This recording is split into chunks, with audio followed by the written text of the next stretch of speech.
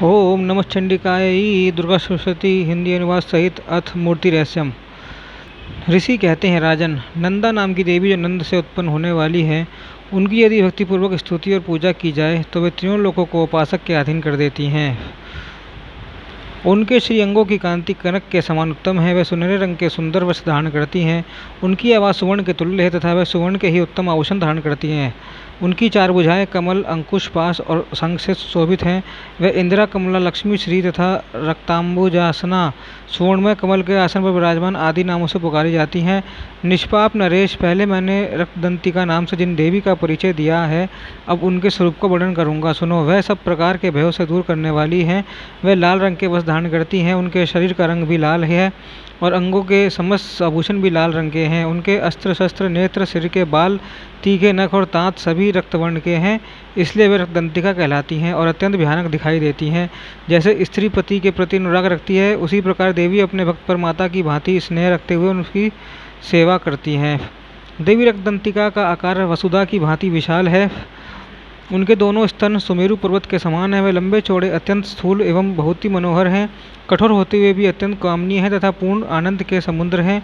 संपूर्ण कामनाओं की पूर्ति करने वाले ये दोनों स्तन देवी अपने भक्तों को पिलाती हैं। वे अपनी चार भुजाओं से खड़ग, पानपात्र, मूसल और हल धारण करती हैं।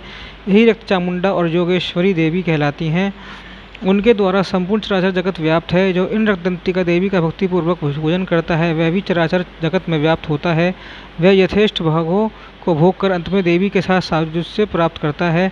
जो प्रतिदिन रक्तदंतिका देवी के शरीर का यह स्तवन करता है, उसको वह देवी प्रेम पूर्वक संरक्षण रूप सेवा करती है, ठीक उसी तरह जैसे पवित्र व्रता नारी अपने प्रियतम पति की परिचर्या करती है।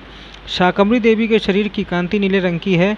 उनके नेत्र नील कमल के समान है। नाभि नीची है तथा त्रिवली से विभूषित उदर मध्यभाग सूक्ष्म है। उनके दोनों स्तन अत्यंत कठोर एवं सब ओर से बराबर ऊंचे, गोल, स्थूल तथा परस्पर सटे हुए हैं। वे परमेश्वरी कमल में निवास करने वाली हैं और हाथों में बाणों से भरी मुष्टि, कमल, शाक समूह तथा प्रकाशमान धनुष धारण करती हैं। वह शाक समूह अनंत मनोवांछित रसों से युक्त तथा सुधा, तृष्णा और मृत्यु के भय को नष्ट करने वाला तथा फूल, पल्लव, मूल आदि एवं फलों से संपन्न है। वे ही शाकंभरी, शताक्षी तथा दुर्गा कही गई हैं। वे शोक से रहित, दुष्टों का दमन करने वाली तथा पाप और विपत्ति को शांत करने वाली हैं। उमा, गौरी, सती, चंडी, कालिका और पार्वती भी यही हैं। जो मनुष्य शाकंभरी देवी की स्तुति, ध्यान, जप, पूजा और वंदना करता है, वह शीघ्र ही अन्न, पान एवं अमृत रूप अक्षय फल का भागी होता है। भीमा देवी का वर्ण भी लाल ही है। उनके दाढ़ें और दांत चमकते रहते हैं। उनके बड़े बड़े नेत्र हैं। स्वरूप स्त्री का है। स्तन गोल गोल और स्थूल हैं। वो अपने हाथों से चंद्रहास नामक खड़क, डमरू, मस्तक और पानपात्र धारण करती हैं। वे ही एक वीरा, कालरात्रि तथा कामदा कहलाती हैं। इन नामों से प्रशंसित होती है। ब्राह्मणी देवी को की कांति विचित्र अनेक रंगों की है। वह अपने तेज मंडल के कारण दुर्धर्ष दिखाई देती हैं। उनका अंगराग भी अनेक रंग का है तथा वे चित्र विचित्र आभूषणों से विभूषित हैं। चित्र, ब्रह्मण, पाणी और महामारी आदि नामों से उनकी महिमा गान किया जाता है।